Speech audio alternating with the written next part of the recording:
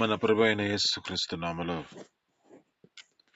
కూడి వచ్చిన ప్రతి ఒక్కరికి వందనాలు తెలుపుకుంటూ, దేవుని యొక్క పరిశుద్ధ గ్రంథంలో నుంచి ప్రకటన గ్రంథం 2వ అధ్యాయం 2వ వచనం మనం చదువుకుందామండి. ప్రకటన గ్రంథం 2వ అధ్యాయం 2వ వచనం.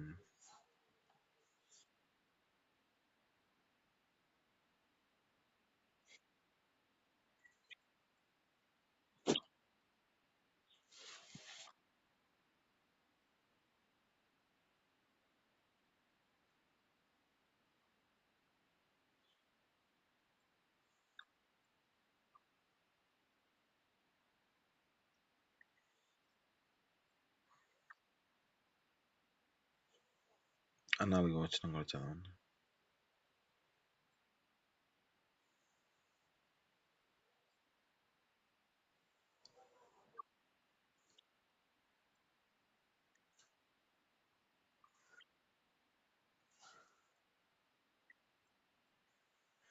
చాలా అండి.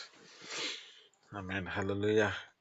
దేవుని యొక్క పరిశుద్ధ గ్రంథంలో దేవుడు ఈ దినం మనతో మాట్లాడుతున్న మాటలను బట్టి అక్కడ ఉన్న పరిస్థితులను జ్ఞాపకం చేసుకుంటే, అక్కడ దేవుడు సంఘాలతో మాట్లాడుతూ ఉన్నాడు. అయితే ఇక్కడ ఈ సంఘాలు ఏ స్థితిలో నడిపించబడుతుంది అంటే, ఈ యొక్క సంఘము నీ క్రియలను, నీ కష్టమును, నీ సహనమును నేను ఎరుగుదును.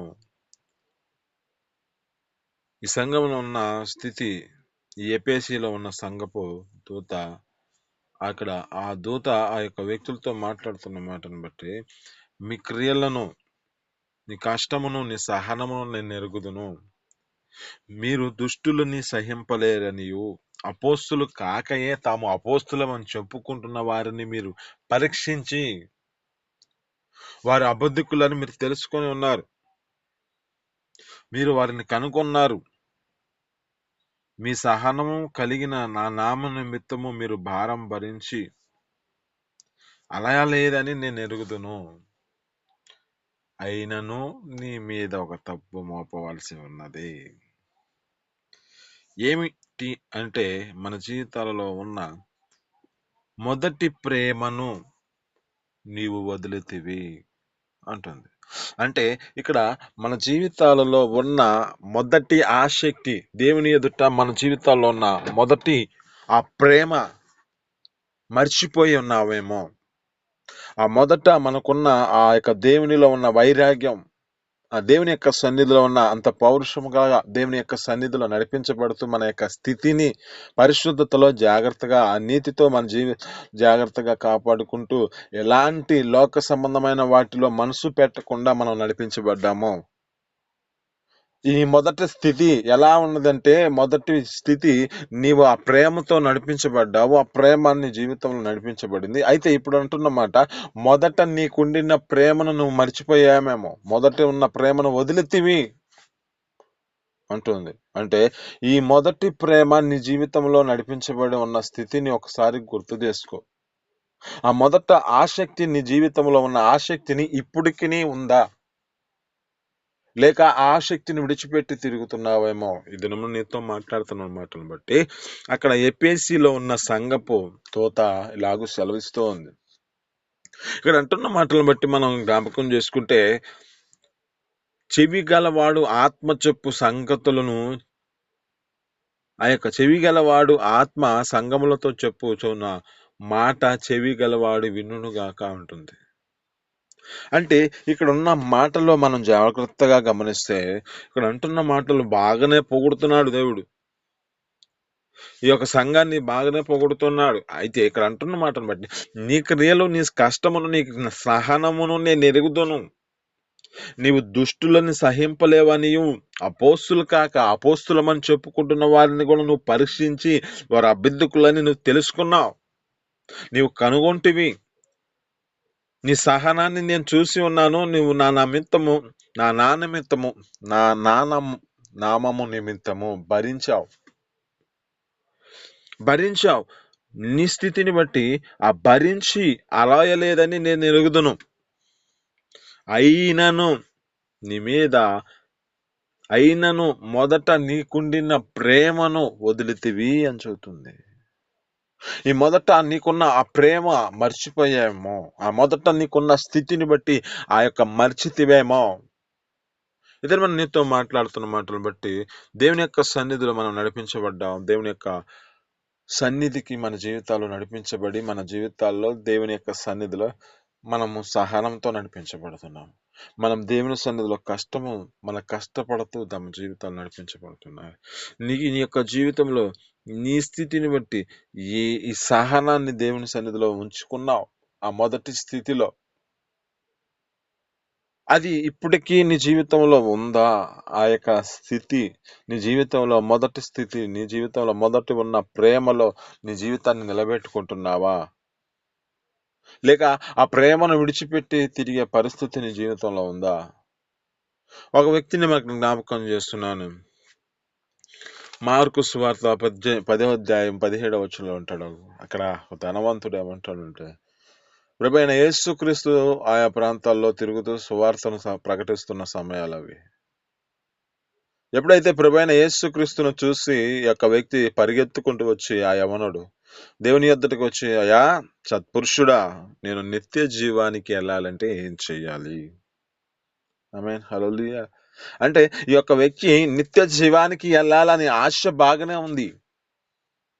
ఈ నిత్య జీవానికి వెళ్ళాలి, నేనేం చేయాలని అంటున్నాడు, బాగానే ఉంది. అక్కడ అంటున్న మాటను బట్టి, ప్రభువైన యేసుక్రీస్తు అతనితో మాట్లాడుతున్న మాటను బట్టి, అక్కడ ఉన్న పరిస్థితిని బట్టి, అక్కడ ఉన్న ఆ యొక్క జీవితాన్ని ఆ యొక్క వ్యక్తికి తెలియజేస్తున్న మాటలు ఏమిటంటే, ఈ విధంగా నువ్వు జీవించు, వ్యభిచరించవద్దు, అబద్ధ సాక్ష్యం పలకవద్దు, పొరుగు వారిని ప్రేమించు, పొరుగు వాటిని ఆశింపకు అని ఈ యొక్క 10 ఆజ్ఞలు చెబుతున్నాడు. తల్లిదండ్రులను సన్మానించుము అని చెబుతూ ఉన్నాడు. ఇక్కడ చెబుతున్న మాటలు బట్టి అక్కడ అంటున్న మాట మనం జ్ఞాపకం చేసుకుంటే, నేను ఇవి బాల్య దినము నుంచే చేస్తున్నాను అంటున్నాడు.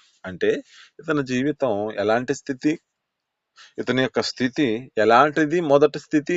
ఈ మొదటి స్థితిలో తన జీవితం ఏ పరిస్థితిలో నడిపించబడ్డాడు అంటే, ఇతని యొక్క జీవితంలో అతనికి కలిగిన ప్రతి ఆజ్ఞలు, అతనికి యొక్క ఆజ్ఞపూర్వకముగా 10 ఆజ్ఞలు గైకొన్నవాడిగా కనపడుతున్నాడు. కానీ ఇక్కడ అంటున్నమాట, యేసు అతనిని ప్రేమించి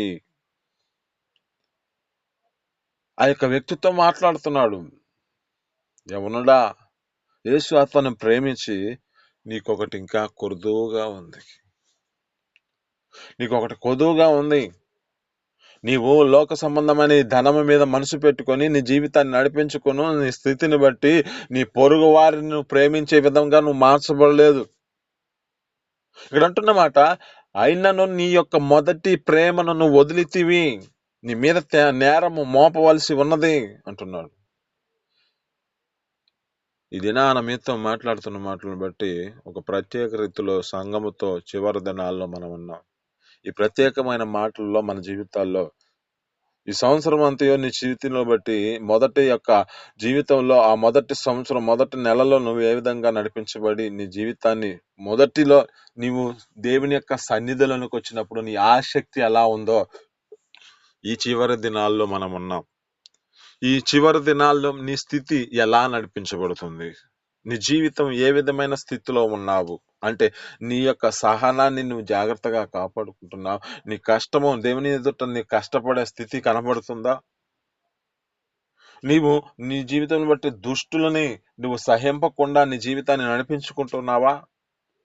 అపోస్తులు కామని చెప్పుకుంటున్న ప్రతి ఒక్క ఆ సేవకులను, ప్రతి ఒక్క అపోస్తులమని చెప్పుకుంటున్న వారిని కూడా నీవు గుర్తించి వారిని అబద్ధికులో కాదని పరీక్షిస్తున్నావా? అయితే నీ జీవితంలో ఇంకనూ ఒకటి కొదువుగా ఉంది. నీకున్న మొదటి ప్రేమ వదిలితేవేమో, మొదటి ఉన్న నీ ఆసక్తిని దేవుని ఎదుట ఆ మొదటిది ఏ విధంగా నువ్వు నడిపించబడి నీ సహోదరులతో కలిసి నువ్వు ఆ యొక్క స్థితిని బట్టి దేవుని యొక్క సన్నిధిలో ప్రతి పని జరిగించుతూ వారితో కలిసి నువ్వు ఎంతగా ప్రేమతో నడిపించబడ్డావో ఆ ప్రేమను మర్చిపోయావేమో. ఇది నీతో మాట్లాడుతున్న మాటను బట్టి ఇక్కడ అంటున్న మాటలు మనం జ్ఞాపకం చేసుకుంటే,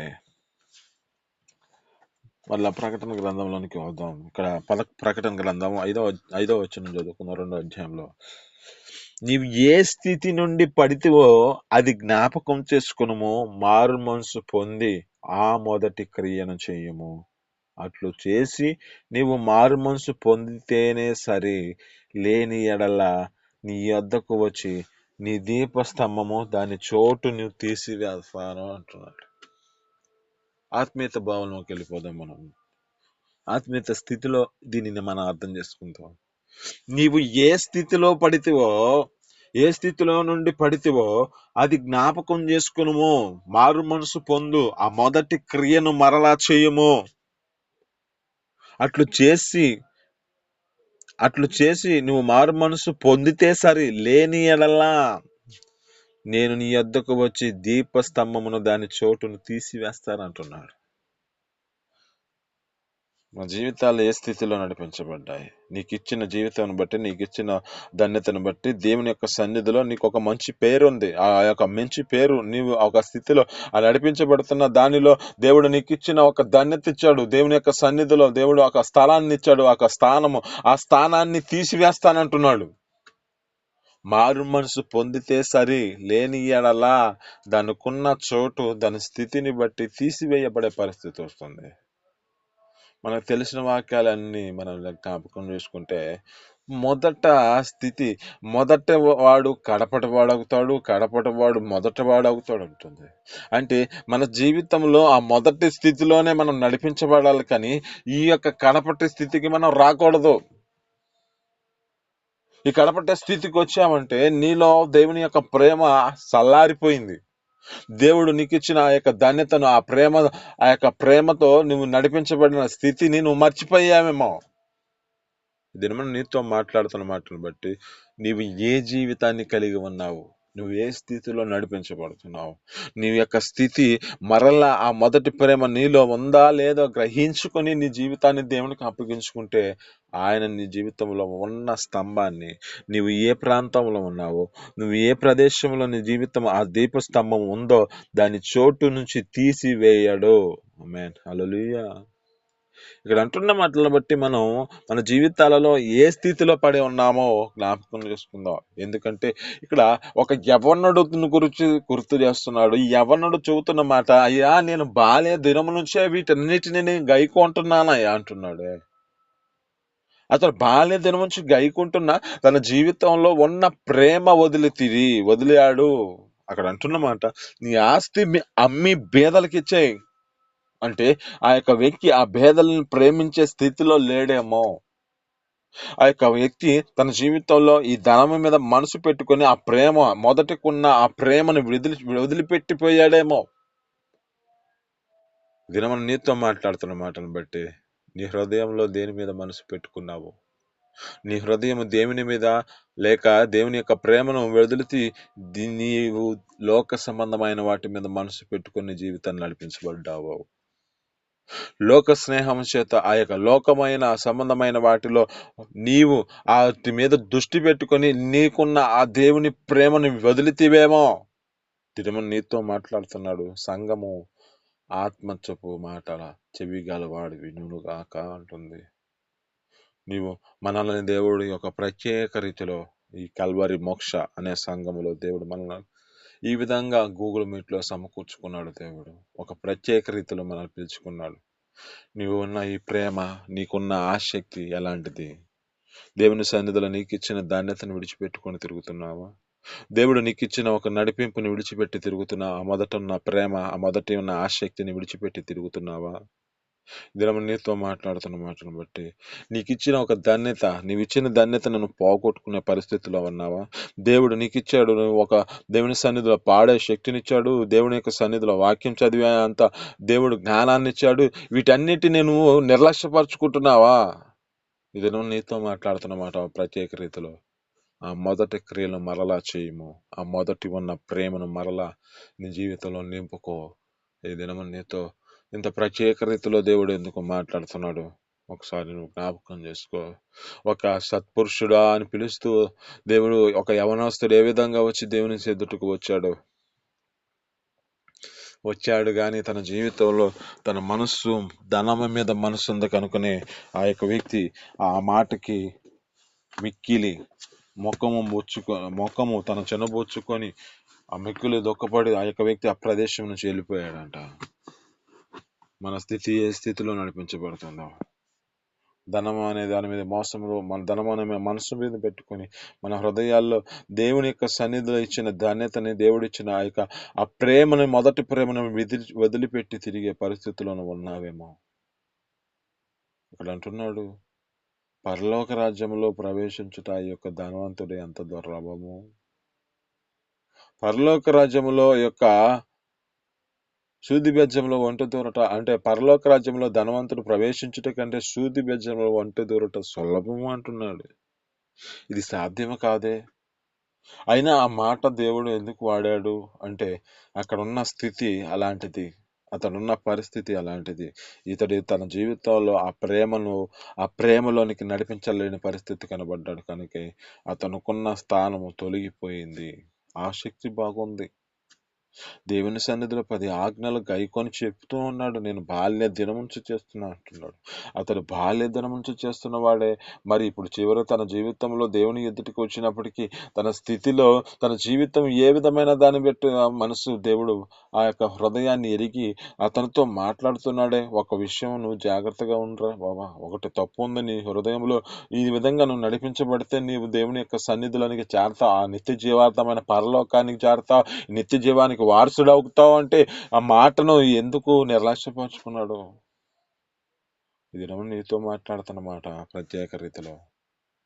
నీకున్న ఆ ప్రేమను వదిలితేవేమో, నీవు ఒకటి కొదువుగా ఉన్నవేమో, నీవు నీ జీవితంలో ఆ దేవుని యొక్క సన్నిధిలో ఆసక్తిని కోల్పోయావేమో, ఆ దేవుని యొక్క సన్నిధిలో నీకున్న ఆ యొక్క ప్రేమను విడిచిపెట్టి తిరిగిన పరిస్థితి కనబడుతుందేమో. దేవునిలో నువ్వు నీ జీవితాన్ని ఏ విధమైన స్థితిలో నీలో హృదయంలో ఏదో ఒకటి కొదువుగా ఉంది, ఆ ఒకటి ఏమిటో నువ్వు జ్ఞాపకం చేసుకో. ఆ ఒకటి ఏదో నువ్వు వదిలినది ఏదో ఆ దేవుని యొక్క సన్నిధిలో నువ్వు ఆసక్తితో నింపబడాల్సిన ఏ అవిధేయత నీ జీవితంలోనికి వచ్చిందో దాన్ని నువ్వు గుర్తు చేసుకో. దేవుడు ఇదేదో మా ప్రత్యేక రీతిలో మాట్లాడుతున్నాడు. మన చివరి సంవత్సరం, చివరి నెలలోకి వచ్చాము, చివరి రోజుల్లోకి వచ్చాము. మన జీవితాల్లో ఈ సంవత్సరము దేవుడు మనతో ఎంతగా తన యొక్క స్థితిని బట్టి మనకి జ్ఞాపకం చేస్తున్నాడు. నీ మీద నేరం మోపవలసి ఉన్నది, నీకున్న ప్రేమ వదిలితివే. నీ జీవితంలో సహనం కలిగావు, కష్టపడ్డావు, నీ జీవితంలో ఎంతగా శ్రమ పెట్టబడ్డావు, అదే ఎంతగా నీ జీవితంలో శ్రమ పడి దేవుని సన్నిధిలో దేవుని కొరకు ఎంతగా ప్రయాసపడ్డావు. బాగానే ఉన్నాయి అన్నీ, కానీ నీ జీవితంలో అంతకు ముందున్న ప్రేమ ఇప్పుడుకుందా? అంతకు ముందున్న దేవుని సన్నిధిలో ఉన్న ఆసక్తి నీ జీవితంలో నడిపించబడుతుందా లేదో ఒకసారి జ్ఞాపకం చేసుకో. నీవు దేవుని యొక్క సన్నిధికి వచ్చిన నీ జీవితంలో నిన్ను ఒక ప్రత్యేక రీతిలో ఆ నిత్య జీవార్థమైన పరలోక రాజ్యానికి తీసుకెళ్లాలనే ఆశ ఉంది. దేవుని యొక్క ఉద్దేశాలు ఆయన అంటున్న మాట, నువ్వు మారు మనసు పొందితే సరే, లేకపోతే ఆ ఉన్న దీపస్తంభము దాని చోటు తొలగిపోతుంది. నువ్వు ఒకసారి జ్ఞాపకం చేసుకో, దేవుని సన్నిధిలో నువ్వు ఎంతగా ముందు కూర్చొని నువ్వు నడిపించబడుతున్న వారు ఇప్పుడు చివరికి వెళ్తున్న పరిస్థితి, నీ స్థానం ఎక్కడి నుంచి తొలగిపోతుందో గుర్తు చేసుకో. దాని స్తంభము, దాని చోటు, దాని యొక్క స్తంభము, ఈ యొక్క దీపస్తంభం చోటు తీసివేయబడుతుంది అంటున్నాడు. నువ్వు దేవుని యొక్క సన్నిధిలోనికి ఎంతగా ముందుగా వెళ్ళి మొదటి స్థితిలో నువ్వు మొదటి స్థానంలో కూర్చున్నావో గుర్తు చేసుకో. ఆ స్థానం నుంచి ఇప్పుడు తిరిగి నువ్వు చివరికి వచ్చే సమయం, చివరికి వచ్చిన పరిస్థితి కనబడుతుందేమో ఒకసారి గుర్తు చేసుకో. నువ్వు దేవుని సన్నిధిలో ఎంతగా ఆసక్తితో మొదటి ప్రేమలో నువ్వు ఎంతగా ఆ దేవుని యొక్క సన్నిధికి ప్రార్థన ఈ టయానికంటే ముందుగా పావుగంట వెళ్ళి ముందుగానే కూర్చున్నవాడివేమో, ఇప్పుడు ఆ సమయాన్ని మర్చిపోయావేమో. ఈ దినం నీతో మాట్లాడుతున్న మాటలను బట్టి మరలా ఆ మొదటి క్రియను చేయునుగాక. ఆమేన్. ఈ మాటలు మీ ఎన్నికలలో దీవించి ప్రేమించునుగాక.